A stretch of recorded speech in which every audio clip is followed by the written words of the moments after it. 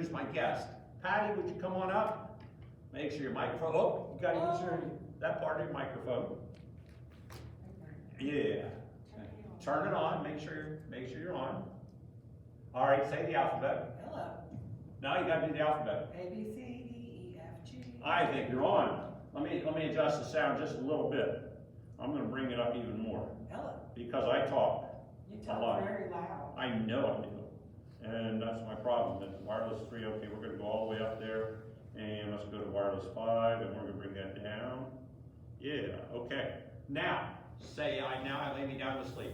Now I lay me down to See, I think that's a little balance. We got, my sound engineer is working with me today. Good. Okay, so, let me see if I'm on the screen and everything. So, wow. Let's start with this. I'll tell you what, this is launching the interview. Would you tell me a little bit about yourself, Patti? You work here. First of all, I have to say I'm sorry about the popcorn. What's about the popcorn? I was sick one Saturday and had to go home early, so there was no popcorn for the movie. No popcorn for... And then, the next week, I thought I wasn't supposed to make popcorn, so there was another week with no popcorn. Oh my goodness. No popcorn, oh my I don't know goodness. how you managed without me, but I'll make it up to you somehow. Okay, so you work here. Yes. Tell me about your job here. That's kind of hard to describe. All right, what do you do when you come to this place? I open the pool on Saturday mornings. Okay. And I make sure that nobody drowns. All right. But I'm not a guard. You're not a guard? No. Has anybody drowned there yet? Not that I'm aware of. Okay, at least not I'm on doing your a watch. good job. They do, yeah, it must have been a great job for that. And let's see, what else do I do? Whatever they ask me to do. Whatever they ask you. And you came on this show, so I'm impressed. But this is a PRN job, which means take is needed. Yeah. So you're not putting in this is not a full-time job for you then? No, not really. But it is in another way because I like to be here. You told me that this was the best fit for you. It that right? is. It's Tell a me good why fit. that's true.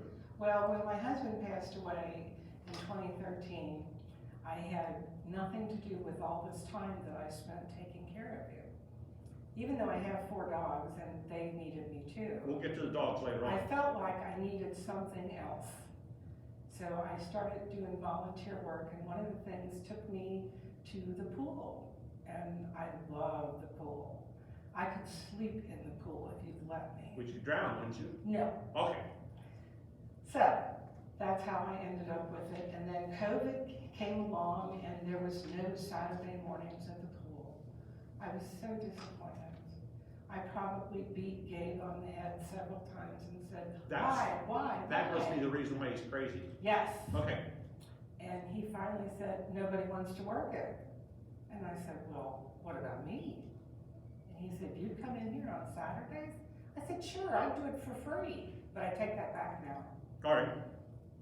I'll get paid for it. You're getting paid for it now. Yeah. Okay.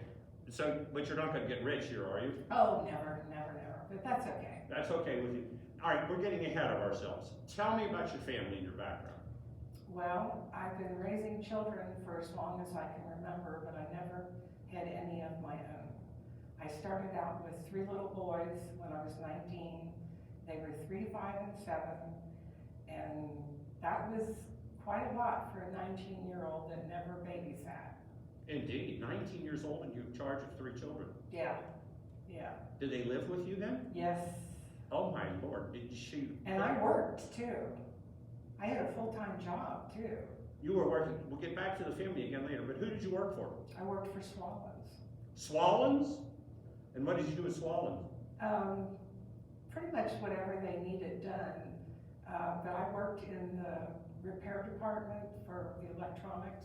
You were repairing electronics? No, I was sending back all the pieces that they used to repair your electronics so that we could get credit for it. I see. So, and then you had a long-term job where you worked for Kraft Foods, is that right? I did. I started with Kraft Foods in the accounting center when it was in Cincinnati. And then they moved it back up to Chicago and we all lost our jobs. In the interim, I ended up working a couple of different jobs and I was working through an agency, and a job at the sales office opened up, and they called me and asked me if I was interested, because all my bosses said, oh, she can do whatever you want her to do. So I said, yes, I could take it, and they bridged all my time and gave me everything that I would have had if I had stayed. Let me get to another side job. This intrigued the daylights out of me. You live real close to the fire department, or probably the police department in Madeira. And you worked for the police department? Well, when I was in high school, they had a co-op job. And I actually, after lunchtime, I went and worked at the police station as the police clerk, and then I filled in the mayor's court.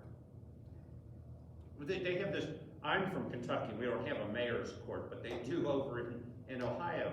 So you clerked at the mayor's court. Oh my Lord. You didn't give any tickets out or anything, did you? Oh yeah, but I got to take their money. Oh, I see, when they paid the fine and everything. Yes. And you lived right behind the mayor's court. All you have to do is walk through the yard. Walk, you live on, what is that? I live on Maple. Maple. I saw a picture of your house. It's a very modest type house. I mean, nobody would ever confuse it for a mansion. No, no. But you bought it, your mother bought it. My mother bought it back in the 60s and paid $11,000 for it. I doubt that you could get a square foot of land in Madeira today for that price. Yeah, I don't think so. So, but you've lived there since you were how old? I was 14. And you're still living there? I'm still there. I have the same neighbors. Madeira is a special place. Oh, definitely. I'm really struck with that. In fact, they work with Indian Hill, with the fire department, and it's a combined fire district. But they are really remarkable. They're going to be making some improvements on Montgomery Road. Yes. And also you were telling me they're making improvements at Dawson Park? They completely leveled the park, and they're starting over. I am impressed with everything Madeira is doing. They have their own school district. The children that and I'm going to get to this in a minute, the children who started kindergarten wound up going together in grade school and then wound up in high school together.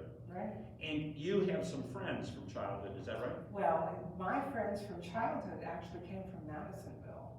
Oh. Because that's where I grew up. Oh, before you were 14? Yeah. So when I was in Madisonville, we had a very small school and not very many people, and you went through from kindergarten to grade 6 with all of these same people. The same kids. So you got really close. And you eventually graduated from Madeira High School then? I graduated from Madeira, but about 6 years ago, somebody decided to get the Madisonville kids back together. So we try to meet once a month and have breakfast together. Even to this day? Yes. That is really just amazing. Now, you tell me just a little bit about your mother. She was a commercial artist. She was a commercial artist.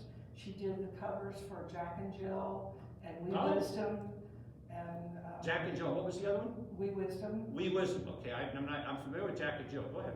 And a couple of other ones. And she actually wrote a book about recycling. Hers was so far ahead of time that it didn't sell, but it was a way to make things out of the junk that you would throw away. Plastic bottles was her big thing. What did she suggest we do with plastic bottles? Everything you can think of. There was bird houses and feeders for birds and angels, and she made so many different things out of these. She would spray them with spray paint, and you wouldn't even know it was a bottle when she got done with it. We used to go to country day school and pick up their empty pie pan plates and take them home and wash them, and she would make things out of those. Did she sell them then? Oh yeah, and she was always in the Madeira Art Show every year. They still have that, don't they? Yes, and she did portraits. She was a really good portrait artist. She worked in pastels? Mm-hmm. Wow, incredible. Yeah. Did she work under commission, or was this? No, She just liked to do that. Yeah, she would go to the shows and do portraits while you wait. I don't know how anybody could do that. That would drive me crazy, but she would do it. Tell me about you raised children since you were 19. You mentioned there were 3 of them. And then there was also 2 more that you raised as well. Tell me about those. Well, then the second group of kids that I raised started out about the same age as the ones from the first time, but they were 11 and 9. How are those children doing today? The 11-year-old still lives with me. Oh my Lord. Now, he did move out, and he was out for a long time, but when his father passed away, he moved back in, and he lives upstairs, and I live downstairs, because we made the house into one floor, so my husband had a bathroom and a bedroom. Okay. Now tell me about your husband. You lost your husband in 2013. 2013, and he passed because of? He was one of these people that wouldn't go to the doctor, and he ended up with horrible diabetes, and it took everything from him. His eyesight, his sense of touch, his feet, you name it, he couldn't do it. And this man was brilliant. He used to be able to teach a computer class, but after he read the book on it, like 2 days later. He also was employed with ADT. He was employed with ADT most of his life, yes. You've got a lot of interesting family interactions, and it just kind of boggles. Here's another one that I'd like to mention. Your father, your wife, your mother's husband, died at age 86, and he was at another retirement community. Tell me a little bit about him. Well, he worked for the city of Cincinnati, and he was a radio telegraph operator when they first started. He actually came from Montana to take a job in Cincinnati because he had heard that Cincinnati was the place to be. When was this? I'm trying to, probably when he was in his 20s. Oh my word. So he came from as a radio telegrapher? Oh my God. And the Morse code and all that other kind of stuff. He taught himself how to work on televisions, and he did a lot of television repair work. He was into computers when they first came out. He had one of the great big machines that had the keys on it, and it would print out a punch card thing. Yes, the old card readers. Yeah, he did all that punch stuff. card. I know that was quite a job. My wife operated a punch card machine. It was interesting, but it was an early way of memory storage for computers. That is remarkable. Now he ended his life at a place called Brookwood. Mm-hmm. Tell me about that and what that connection is with Twin Lakes. Well, Brookwood I started swimming at. And when I started swimming there, they actually had an instructor that did aerobics classes and everything, but nothing on the scale that they have here. It was just a one-person deal. And she went on maternity leave and never came back, so I ended up teaching the class. The class. And when I found out about this place, I was thrilled to find a place that actually had a shower room. Okay. Because Brookwood didn't have anything like that. Now Brookwood was a retirement community. Yes, it was, but my dad needed assisted living. Okay. He was having a lot of trouble from his diabetes too. Now for people who don't know, where is Brookwood? Brookwood is right at 275 and Reed Hartman Highway. Okay. And it's a relatively old facility, but they've made a lot of changes to it. Well, there have been a lot of changes in retirement living. Yes. And people are changing a lot of things. Do you mind if I tell them your age? I'm 70. 70 years old. So she's 5 years younger than me. You could be living here. I'm the new 50. I'm not living here. Well, it's kind of interesting when you see that, because I could be living here too at age 75. Right. And it's a personal choice as to what you do and how you live your life. And I'm going to get to that a little bit later on when we talk about self-actualization and those kinds of things. Let's move on to that you say you love people and dogs. Would you comment? First, let's talk about people.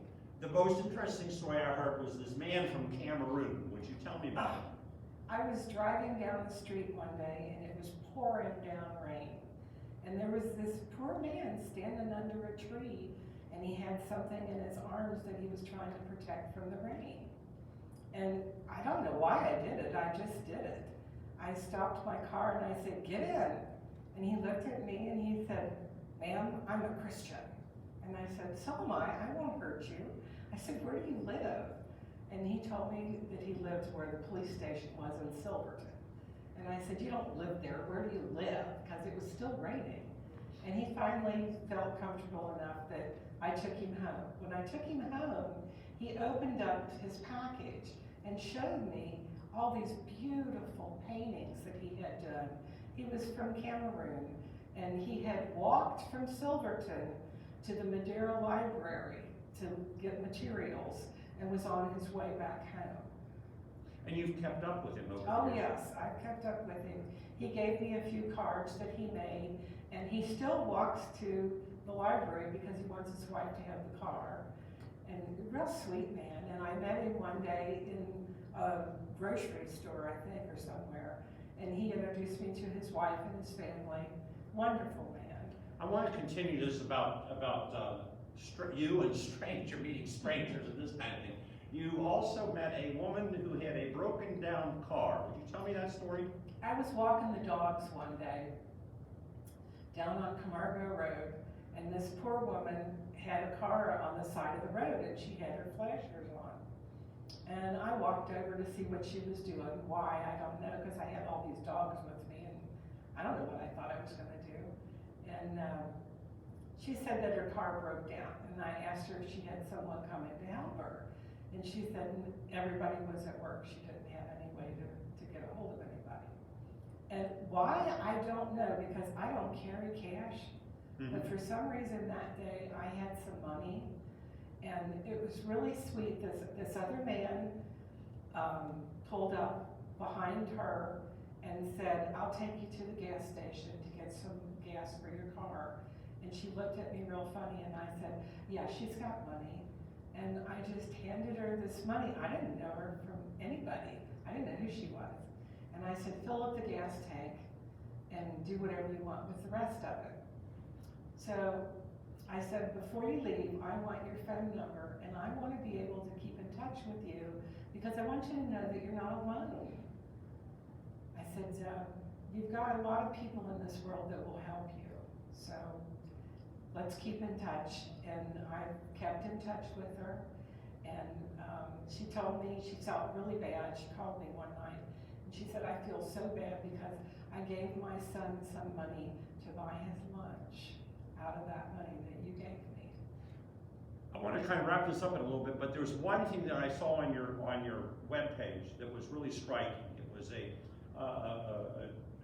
rocking horse. There was a baby on it. It was a Christmas ornament.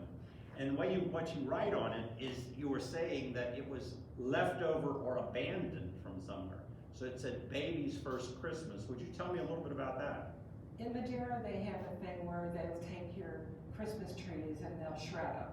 So everybody takes their used trees down to the park and they leave them in this lot.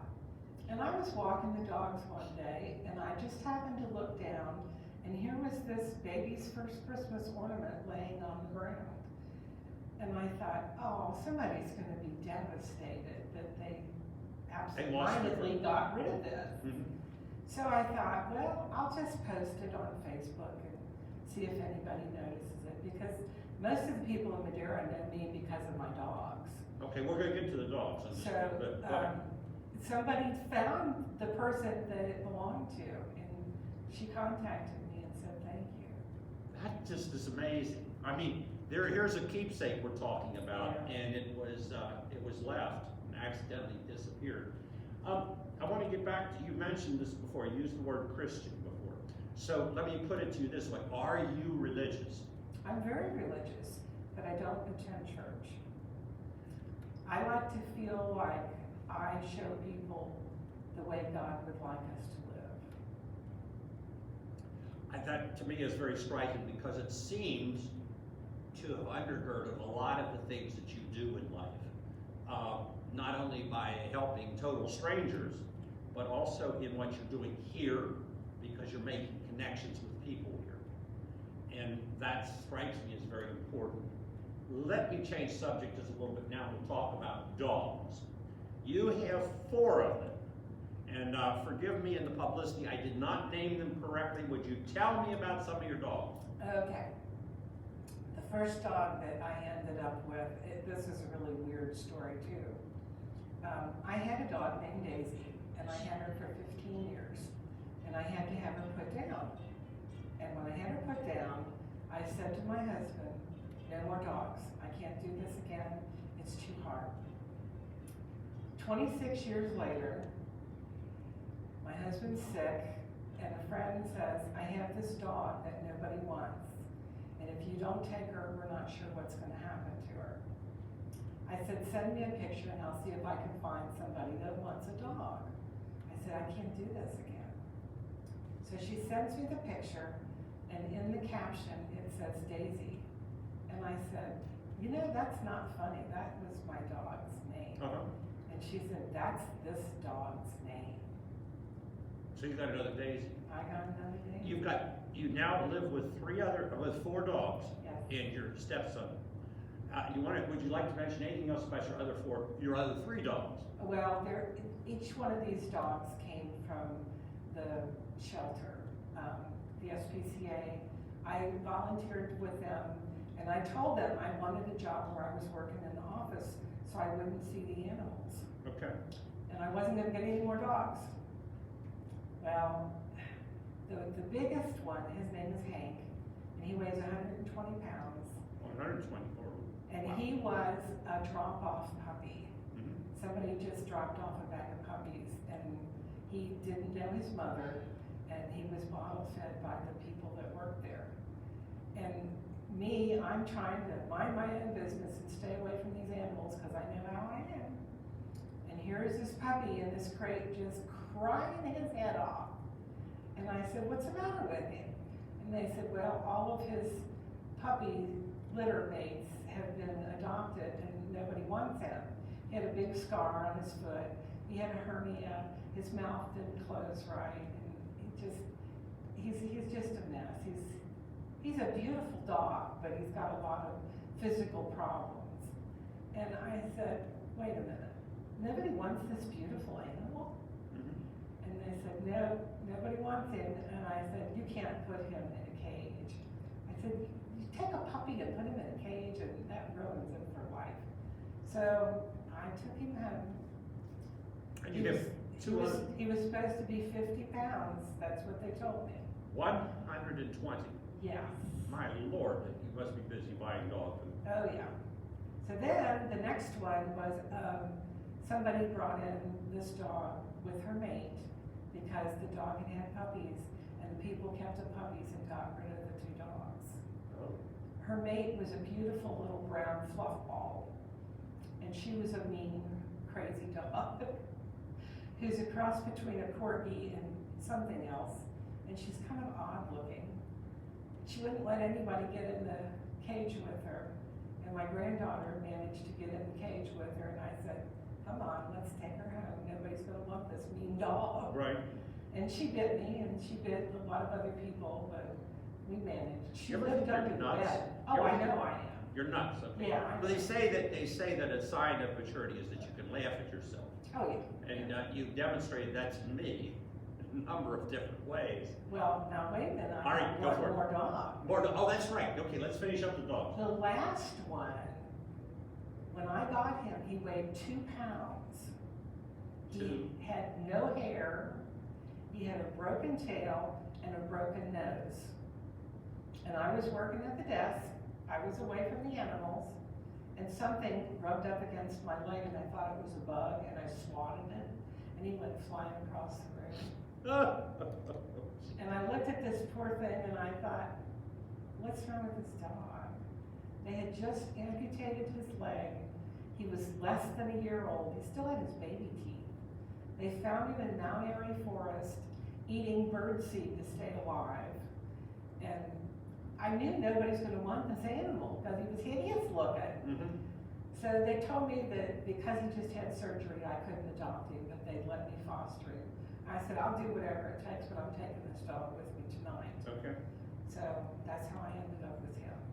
Let me deal with one more thing about about your interest in dogs, especially the SPCA telethon and the 3-legged dog. Yes. Tell me a little bit about that. When they were doing the telethon, they asked me if I would appear on television with my 3-legged dog so that they could show a picture of before and after.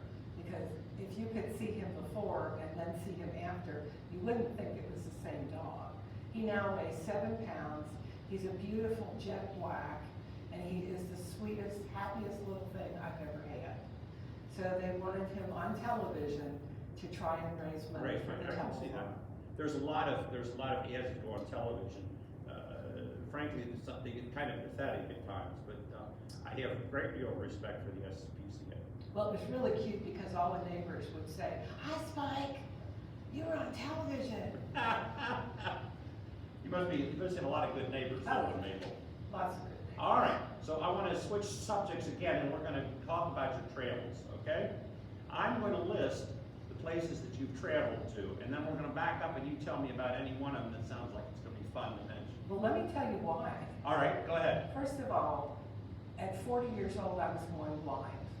Oh, And my husband wasn't doing very well at the time, and I said, let's take a trip. I want to show you all the things before I can't see him anymore. okay. So we took this 10-day trip and went all over the place and tried to cram in way too much. And when I got back, I found out that my best friend was dying. Oh, The doctor told her she had 3 months to live, and I said, okay, we have to start making up for lost time.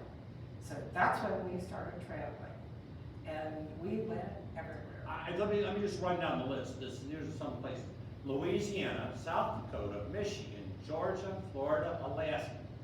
And I've also got you down for Wichita, Reno, San Jose, Glacier National Park, and the Dominican Republic and Costa Rica. And I also saw pictures of you at the Pyramid Hill Sculpture Park. Which of those would you like to tell me more about? Costa Rica, by far. Why Reno? Costa Rica. Costa Rica, okay. Well, I lived in Reno for a little while, and that was beautiful too. But Costa Rica, there's nothing quite like. It's constantly a wonderful temperature. Everything is a beautiful green, flowers everywhere. The people are so friendly. It's just incredible. You're right by the ocean, no matter where you are. You know, it's within driving distance, and you don't have screens. You don't need any screens. People don't lock their doors. It's just an amazing place. Now, Costa Rica is on the same island as Dominican Republic, is that correct? Yes, So you visited there also. but I didn't do that with Costa Rica. Okay, The Costa Rica trip was just to Costa Rica. That's all I did. that must have been eye-opening between the two countries. And we actually were on the river by Nicaragua too. Okay. And that was kind of creepy because there was big signs all over that said, keep out, don't come through here. It was scary. There was I a lot can of stuff. imagine it would be. I mean, the way I see Costa Rica and the way I've heard of Costa Rica is it's a great holiday destination place. But Nicaragua would be difficult, and so would be the Dominican Republic. Well, in the Dominican Republic, they wouldn't let us wear any kind of khakis when we got off the ship Why? because they were afraid that you would be confused with one of the soldiers.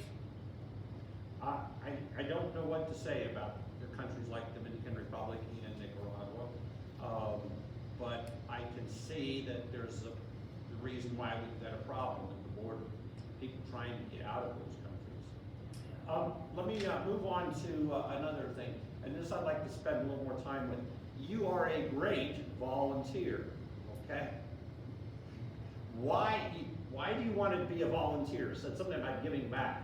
I love people, and I love to give back to the community, and just in general, I enjoy meeting new people and doing different things.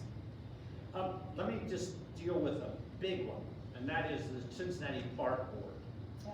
You have done a lot with the Cincinnati Park Board, and I don't think a lot of people are aware of the wide range of things that you've been involved in from the Park Board. Let me just I'll name a couple, and you tell me what your association with them. First of all, the Community Park Board was connected with the Children's Theater. How did that happen? Well, that was just, they give you a list of things that you can choose, and it just seemed like a good idea at the time. So what did you do for the Children's Theater? We just helped the kids get into their seats and then get back to the buses and, So you were like an usher then? yeah. Okay. Yeah. All right, then move ahead. Music Hall. Tell me what you did with Music Hall. Oh, Music Hall was fabulous. At one point, we were gonna go on, tours. I was gonna give tours of music hall. Were you going to do the haunted tour? Oh, yeah. The haunted, I was because it gonna is do- haunted, you know? I was gonna do anything they asked me to do. You know it is, were you scared to do the haunted tour? No, not at all. Because there are strange noises at night. Oh, yeah, yeah. And it's built right over the top of a cemetery. Yeah, So, yeah. so what else did you do? You helped with the strings and they gave tours there. Tell me about the strings. Well, they had people come in with stringed instruments, and they were actually teaching children the different instruments and the different things that went with it, and we were just there to kind of help out. And let me just keep going on this list. The Crone Conservatory and the Butterfly Show. That was my pet one. I did that for years and years and years, and I used to work just to get free tickets to give them to my neighbors. To go to the Butterfly Show. That's happening every year, isn't it? Every year. And it's yeah. getting bigger and bigger, apparently. Yeah. Are you going to be still involved with that? I'm gonna try. I've been having a little bit of issue with my back, so I had to get out of it for a while. Not sure about it. I'm gonna keep going on this. The carousel Oh. that's on the riverfront in Smale Park. Tell me a little bit about the carousel. I was there for the opening of the carousel when they had all the people from Artworks that came down and signed a book with all their pictures of the pictures that are on the carousel. People are not aware of this, but on the carousel, there are pictures of a number of Cincinnati parks. Right. And there's a number of pictures with Cincinnati landmarks as well, I believe. Yes. And there's definitely a connection. So you were there for the grand opening and everything. Okay, we're gonna go ahead. Tell me about Blink. That's the light festival in the fall. Well, Blink wasn't called Blink when I was doing it. I don't remember what they called it. It was the first year that they did it. But they had us all down there to do surveys with the people that were coming down to the park. So I had probably 5 or 6 days that I would go down there and work and just talk to people and get their ideas about what they would like to see. I'm gonna keep going now. The University of Cincinnati, from pianos from around the world. Tell me about that. That was amazing. They had a contest for all of the people everywhere, and they would come in from different countries, and you would just help them get accommodated with what was going on. And most of them didn't even speak English. That was a little tricky, but we managed. You managed. Yeah. Okay. Another thing I've got here, you were also involved with the Disabled American Veterans, the DAV, That was and the interesting, too. Olympic Special Olympic Games. Tell me a little more. They had the Olympics down at the Duke Energy Center, and they had so many things that you would never ever think disabled people would be capable of doing. But these people had an amazing ability to just see past what was going on and not even think about it. They were taking their wheelchairs up the escalators on the outside. Up, wheelchairs up the escalators, okay? The escalators, the wheelchairs were wide enough, they were taken up the outside. There was a guy there that said he had, he was the seeing eye person for this Okay. dog. The dog was deaf and blind. And he was in a wheelchair. You amaze the daylights out of me. You really do, Patty. Now, a couple other things that people, you wanted to work with the organ donor program. Tell me about that. Well, I've had 2 cornea transplants. When I was 40 years old, I developed a really rare disease that attacks the corneas, and eventually you can't see at all unless you have a transplant. And I happened to be at a party one night, and I don't know how it came up, but we started talking about it. And they asked me if I would be willing to be a spokesperson for tissue and organ donation. So I'm just waiting for them to call me. I told them I'd be happy. And you don't even wear glasses, apparently. No, but here's the thing, my left eye's really bad Okay. because I had my left eye done first, and there was 286 stitches in my left eye. 286 in an eye. It took 15 years to get all the stitches out.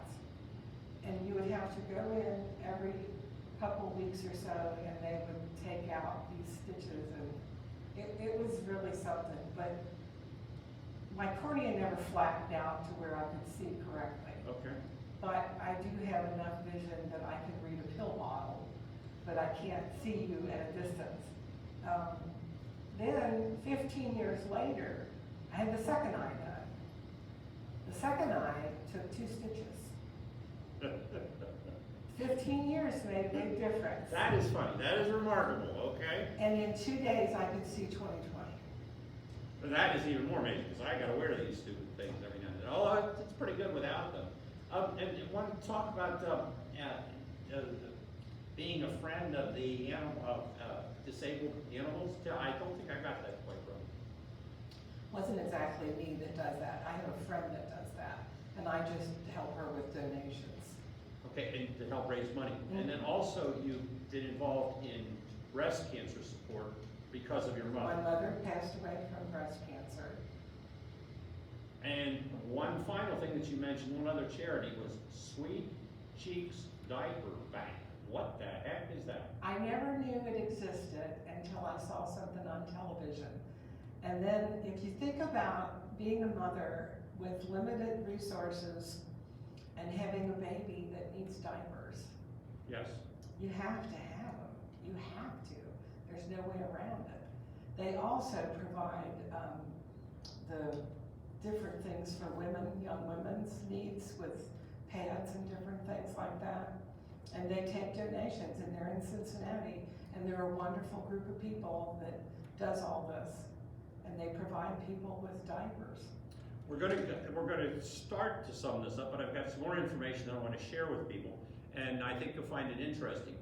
With all of the things you've done, your background in craft foods, police department, you've also been involved with dogs and people, and your volunteer service, and it's just been remarkable. And now you feel like your best fit is here at Twin Lakes. Where do you go from here? Any place special? Any goals that you're set up for yourself? Well, I really have to wait and see what happens with the dogs, because the dogs kind of limit me right now.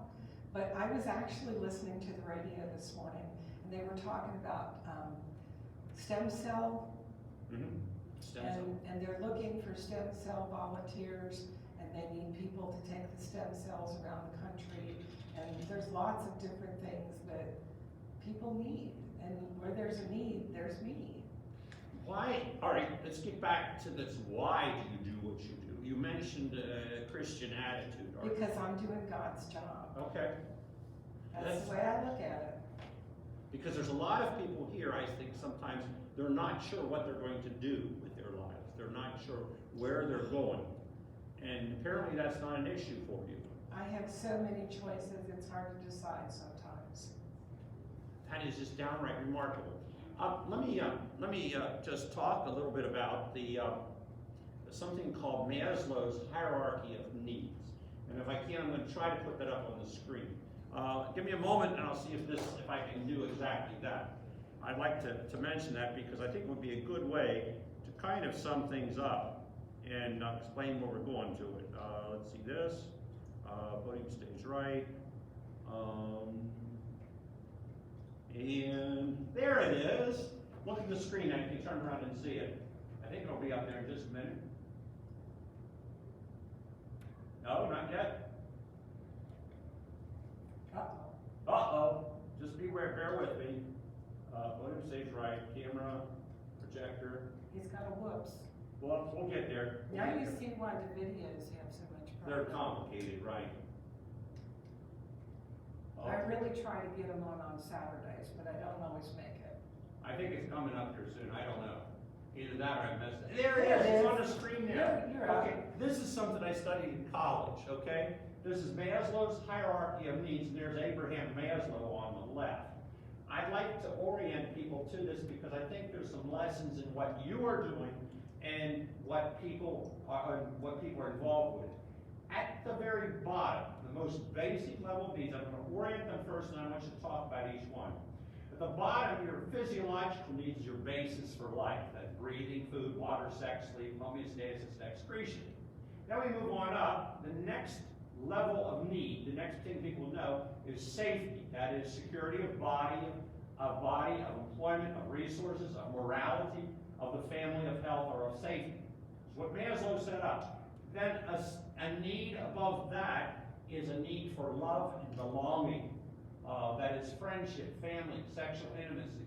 And a step above that is esteem. That is respect by other people. Confidence, achievement. This is something we all need.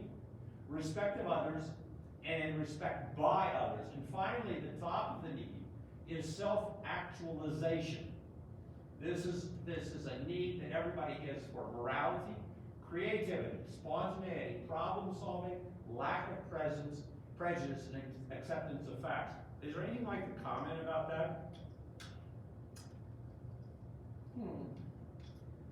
Do you see yourself in that? Did you see? Oh, yeah, All right. definitely. It's all about physiological. You've got your physiological needs taken care of. You've got all that, Yeah, that's pretty good, and you feel safe and secure most of the time. most of the time. Yeah. All right. And I notice also love and belonging. You have you're connected with dogs. Oh, yeah, but you know, there's nothing like a hug from a person. Mm-hmm. Dogs are nice, but it's good contact. And you seem also to have, you also seem to be respected by the people here at Twin Lakes. At least you have my respect. Well, thank And you. some of the other people here at Twin Lakes, is that fair to say? Yes. They, yes. what do you think they respect you for? Well, probably because I take jobs nobody else wants. Okay. And finally, self-actualization. That to me is remarkable.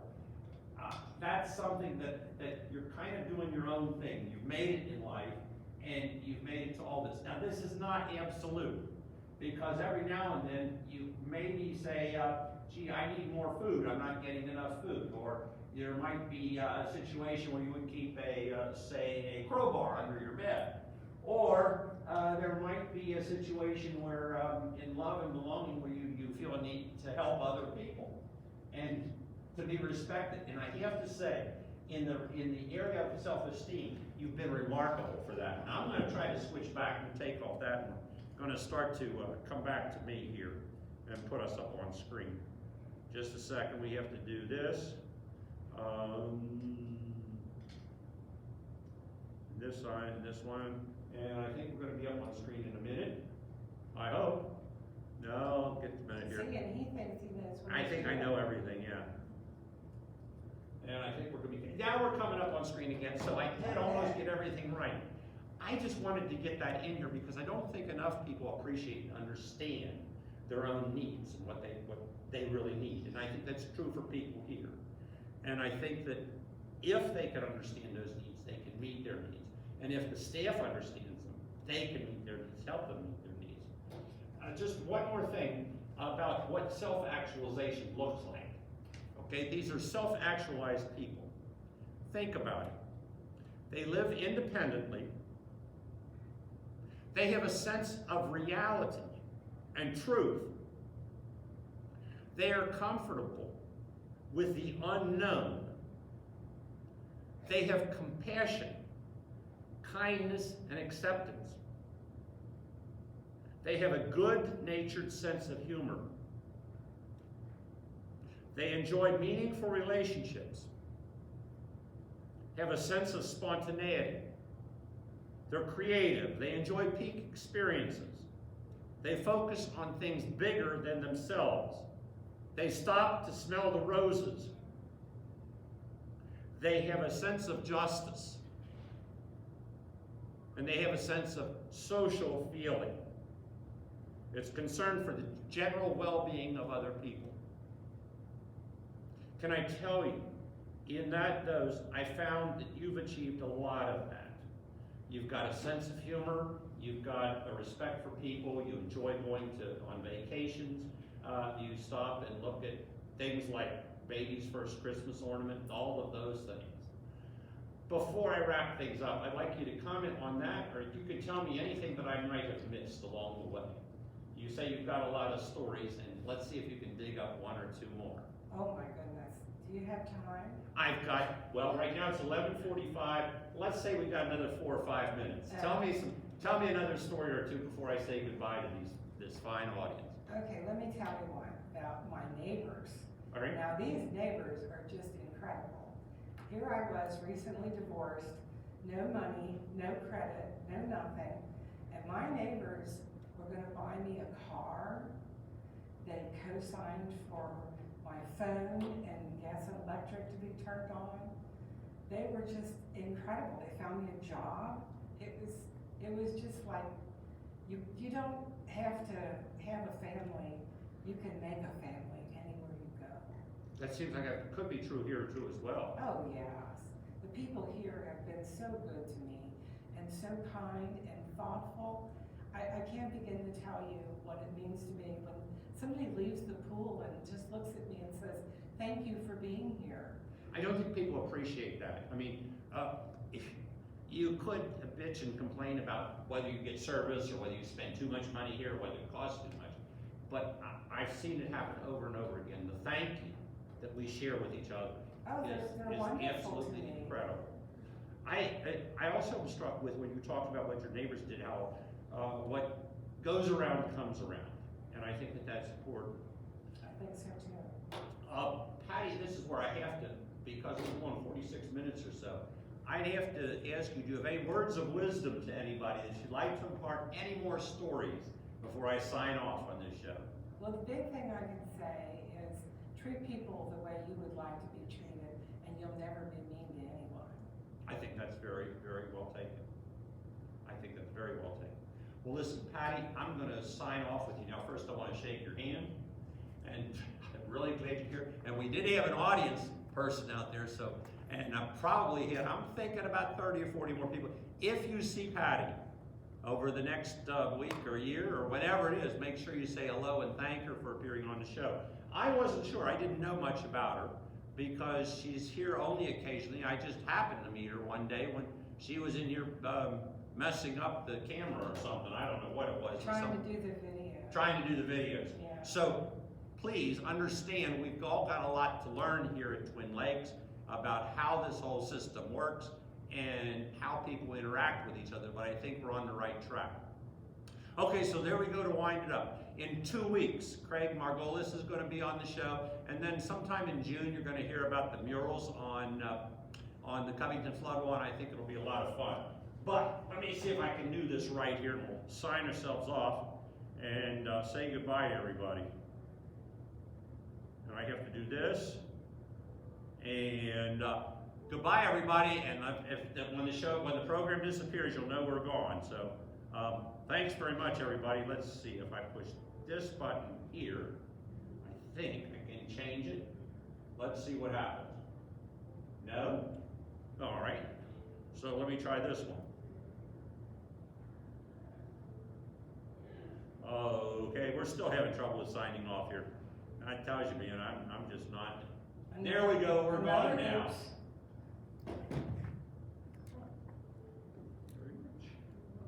It's fun. Just leave everything here. Still gotta find your web I page. don't know why it wouldn't come up. Right. So.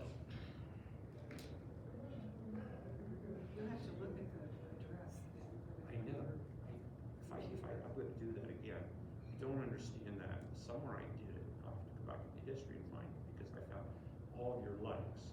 Huge batch of likes. Everything from Dr. Pepper to Raiders to the whole range of not just kind of surprising neighborhoods. Yes, I did find the